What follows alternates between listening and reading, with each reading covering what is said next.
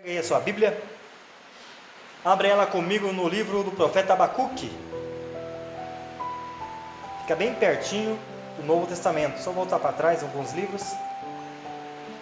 Profeta Abacuque, capítulo 3.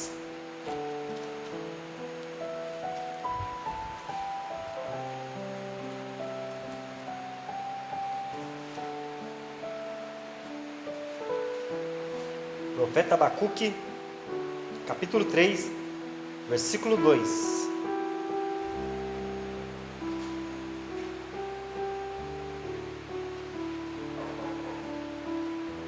Creio que todos acharam. Vou esperar mais um pouco. Abacuque, capítulo 3, versículo 2. Tenho certeza que Deus tem uma palavra para nós aqui esta noite. Glória a Deus.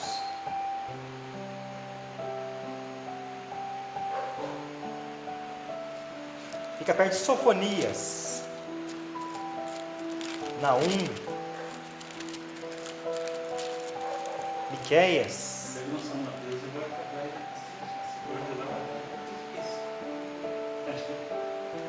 Vamos ler? Versículo 2. Ouvi, Senhor, a tua palavra e temi. Aviva, ó Senhor, a tua obra. No meio dos anos, a notifica. Na ira, lembra-te da tua misericórdia. Vamos ler mais uma vez? Ouvi, Senhor, a tua palavra e temi. Aviva, ó Senhor, a tua obra. No meio dos anos, a notifica. Na ira, lembra-te da tua misericórdia. Vamos pedir para Deus falar conosco? Ó Deus de graça, Deus de poder, a tua palavra foi lida. Fala-nos, ó Pai, com poder e autoridade. Não seja a minha voz ser ouvida essa noite, mas a voz do Espírito Santo. O seu coração para o meu coração, o seu coração para os nossos corações. Santo Espírito, nos renova pela tua palavra. Eu te peço e te agradeço. Já sei a tua resposta, em nome de Cristo Jesus. Senta e glorifica Jesus Cristo com as palmas.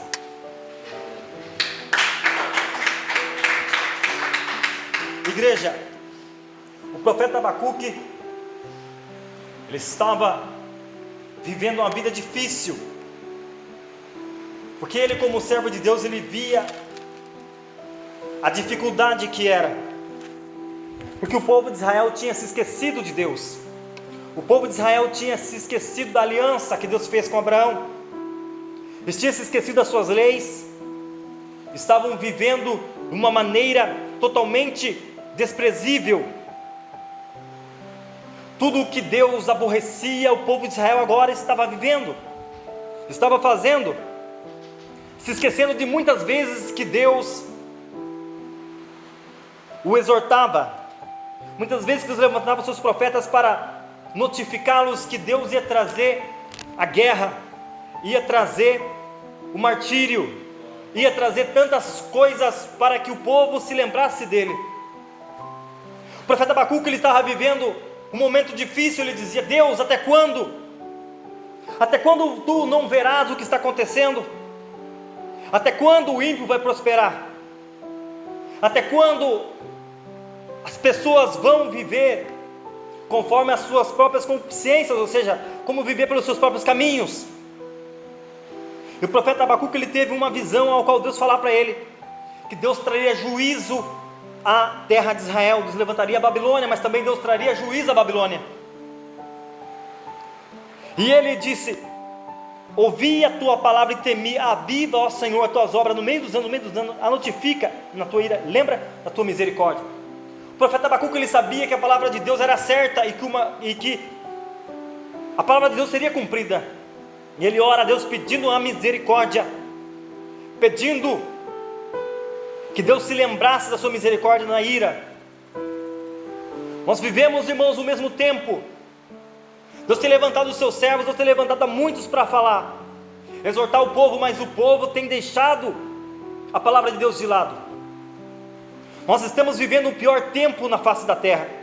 Nós, como os cristãos, vocês sabem que é a pior época de ser cristão, porque muitos se dizem cristão, mas estão fazendo coisas que aborrecem a Deus. Igrejas estão abarrotadas por aí. Como eu já falava, que tem tantas igrejas como tem boteco. Muitos se dizem servos de Deus, mas estão longe dos parâmetros que Deus requer. E Deus tem falado que trará juízo. E Deus tem falado que vai abalar essa nação. Deus tem falado que vai abalar este mundo. Mas o povo, ele não dá ouvido. Eu vou contar aqui a visão que Deus me deu, irmãos, essa noite. Deus me mostrava, irmãos, as duas testemunhas. Eu via a terra desolada. Eu via dois homens. E Deus me mostrava que era Elias e Enoque. Eles estavam vestidos com umas roupas diferentes. E eu sabia que no meio daquela gente eram eles. Eram dois homens, irmão, distintos, já maduro. Mas eles tinham uma roupa diferente, um jeito de andar diferente. Eu sabia que eram as duas testemunhas de Deus. E eles traziam juízo. Eles levantavam a mão para cima e declaravam o que Deus tinha falado. Então Deus traria juízo à terra. Esse tempo, irmãos, está chegando, a qual Deus trará juízo a essa nação hipócrita, a essa nação que tem virado as costas para Deus. Não só o Brasil, mas a América Latina, as Américas, a Oceania. Deus trará um avivamento, sim, mas depois desse avivamento Deus vai trazer juízo, porque não dá mais. Deus não aguenta mais tanta desordem. Deus não aguenta mais tanta mentira nos altares. Estamos vivendo a mesma coisa que o profeta Abacuque. E a nossa oração: Senhor, lembra-te da tua misericórdia. Mas Deus disse a Abacuque: o justo viverá pela fé. Ou seja, Deus traria juízo, mas aquele que fosse justo, esse seria poupado. Mas aquele que estava andando um caminho incorreto não seria poupado. Mas em meio à calamidade, o profeta Abacuque orou o seguinte: portanto, ainda que a figueira não floresça, nem haja fruto na vide, e o produto da oliveira minta, e os campos não produzem mantimentos, e as ovelhas da malhada sejam arrebatadas, e nos currais não haja vacas, todavia eu me alegrarei no Senhor, e exultarei no Deus da minha salvação. O profeta Abacuque, ele sabia que Deus era a sua rocha, Deus era a sua saída. Irmãos, eu sempre falo onde Deus tem me enviado. Continua naquilo que você aprendeu. Não se desvie da verdade nem para a direita nem para a esquerda. Não dê ouvidos a Satanás. Não dê ouvidos às obras do diabo. Por quê? Porque o Senhor é a nossa força. O Senhor é aquele que vai nos livrar na hora da tentação. Ele disse que viria uma tentação tão grande que se fosse possível, seria enganado até os escolhidos. Mas Ele arrebataria os seus antes do tempo. Esse tempo está chegando. Nós sabemos que nós somos a geração que vai ver o arrebatamento. Eu creio, irmãos, que antes de eu chegar aos 60 anos, Jesus vem buscar a igreja. Eu tenho algo comigo que diz porque nós vivemos a pior época, irmãos. Desde lá dos heróis da fé, irmãos, já era a pior época. Mas se nós estudar um pouquinho a história, irmãos, o que aconteceu? Não precisa você ir muito fundo. Lembra de 20 anos para cá, a coisa mudou. 30 anos para cá, a coisa mudou. Eu lembro, irmãos, quando eu tinha 5 anos de idade, lá na igreja do Gabinete, lá em Curitiba. Eu lembro do que aconteceu de lá para cá, de 2000 para cá. A perversidade aumentou. O homossexualismo aumentou. Tudo quanto é coisas horríveis aumentaram. Mas a lascívia, há 25 anos atrás, né, irmãos, não era assim. 26 anos atrás não era assim. Hoje as pessoas andam seminuas na rua. Daqui a pouco eu estou andando sem roupa nenhuma, irmãos. Como é essa vergonha do carnaval, que as pessoas aproveitam para fazer tudo o que a carne gosta, para afrontar a Deus. E quantos irmãos não vão muito longe e estão afrontando a Deus, escarnecendo da palavra de Deus? Se você prega a verdade, você é um herege. Se você prega a verdade, te chamam de você está batendo nas ovelhas, dando cajadada. Falaram bem assim para mim: vamos levar o irmão Josiel lá para dar cajadada lá em tal lugar. Se você prega a verdade, que pecado é pecado, se você prega que Deus vai trazer juízo ao pecado, Deus vai cobrar, você está batendo nas ovelhas. Mas nós sabemos, irmãos, que Deus não se deixa escarnecer. Tudo que o homem semear, ele vai colher. Hoje é fácil nós apontar o dedo na frente dos outros, no nariz dos outros, mas o difícil é nós ver os nossos erros. Deus é aquele que nos justifica. Deus é aquele que sabe as nossas fraquezas. Mas Deus vai trazer juízo àquele que faz pouco caso da palavra do Senhor. Quantas pessoas, irmãos, Se você prega a palavra para ela, ela tenta distorcer a palavra. Quantas vezes que Deus me levava a pregar a palavra nas igrejas, irmãos, num dia estava cheio, no outro dia não tinha ninguém, porque ninguém mais quer ouvir a palavra. Ninguém mais quer ouvir que Deus salva, que Deus liberta, que Deus transforma. Hoje em dia é crime você falar que Deus liberta. Irmãos, em 2014 lançaram a PEC 34. Essa PEC dizia que seria autuado de 6 meses a 2 anos de prisão ou multa se você falasse que homossexualismo Deus libertava. Se os pastores, obreiros, seja lá quem for, subisse no altar e pregasse isso, seria sentenciado. Só que essa PEC não foi aprovada por causa da bancada evangélica. Mas eu não sei o que vai acontecer daqui 1 ano, 2 anos. Você acha que não vai voltar em pauta isso nesse governo que nós estamos? Era no governo dele, 2014. Vai voltar, irmãos. Ele chama isso de homofobia. Você falar que a pessoa que se diz que nasceu assim pode ser liberta. E pode ser liberta, porque nós sabemos que é o espírito do lesbianismo, o espírito da pombagira, a pombagira rainha, que é responsável por fazer isto. Principalmente quando os pais lançam a maldição nos filhos. Às vezes a mãe está grávida e ela fala: eu queria tanto a menina, mas é piá. Ela sabe que é piá. Eu quero a menina, eu quero a menina, eu quero a menina. Aí nasce a criança, o demônio já coloca o espírito do lesbianismo, desde criancinha. Eu me lembro que quando eu estudava lá em Curitiba, irmãos, as menininhas de 7, 8 anos já tinham esse espírito, os piazinhos já tinham. Nós sabíamos que ele era diferente, ela era diferente, não é. Satanás tinha entrado naquela vida desde pequeno e tinha destruído aquela casa. Por quê? Nós estamos vivendo a pior época. Nós estamos vivendo igualzinho ao tempo do profeta Abacuque. Irmãos, passa anos e anos e anos, passa geração após geração. A cada geração vive os mesmos pecados, as mesmas coisas que a geração passada. Trouxe matança. Deus permite, porque com Deus não se brinca. Com Deus não se faz escárnio. E quantos que se dizem cristãos, irmãos, escarnecendo a palavra de Deus, apontando o dedo para os irmãos, dizendo: o que você fala não é de Deus, é da carne. Irmão, se é Deus que falou, vai acontecer, custa o que custar. Se é Deus que usa os seus pequeninos, mas dia ou menos dia Deus vai fazer, porque Deus, Ele não é homem para que minta, nem filho do homem para que se arrependa. A palavra dele é fiel e verdadeira. Jeová, o Senhor, é a minha força, e fará os meus pés como das servas, e me fará andar sobre as minhas alturas. Abacuque estava dizendo que Deus era a força dele. Embora Deus traria juízo, o justo viverá pela fé. Veja, irmãos, Deus traz juízo à nação, mas Deus poupa os seus. Lembra lá, irmãos, quando passou aquele tornado naquela região, não me lembro a cidade, destruiu 85% da cidade inteira, mas a casa da serva do Senhor de madeira ficou de pé. E ela disse ainda: deu um vento. Eu falei para o meu marido: vamos dormir, se nós somos fiel, Deus vai cuidar da gente. Ela deu o testemunho, irmãos, para a Rede TV. Eu assisti no YouTube, e ela dizia: se nós somos fiéis, somos servos de Deus, Deus vai cuidar da gente. E voltamos a dormir. Quando a gente amanheceu, nós fomos ver, não tinha nada, estava só nossa casa de pé. Por quê, irmãos? Deus foi fiel para com ela, porque ela creu em Deus. Mas devastou, irmãos. Irmãos, esses dias atrás Deus me mostrava, irmãos, um tornado passando aqui por Cerro Azul. Eu não sei, irmãos, quando vai acontecer.